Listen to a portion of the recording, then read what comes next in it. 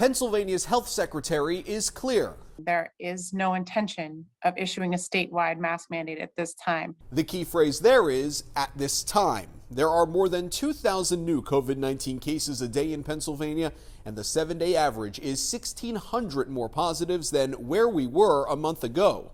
And it's incredibly concerning. What we're going to be doing also is working with the General Assembly to understand better what their role can be in putting forward any sort of mitigation measure. Acting Health Secretary Allison Beam was our guest on the FOX43 Capitol Beat. She says part of the reason is because the General Assembly has more power than it did a year ago. Pennsylvania voters gave them as much, including the ability to end one of Governor Wolf's emergency declarations after 21 days. Except when it comes to a mask mandate, well, here's the rub. The disaster declaration is not necessary for purposes of any sort of statewide mask mandate. That's because mask mandates fall under the Disease Prevention and Control Law. Section 5 states that when there is a disease, the Department of Health shall carry out appropriate control measures as provided by rule.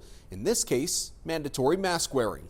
But what is the metric that you'd be looking for in order to have to introduce a mask mandate for the state again? For us, the metric isn't as clear as us working with the General Assembly to put forward any of those mitigation measures. A House Republican spokesman says no one from the governor's administration has reached out about possible mitigation.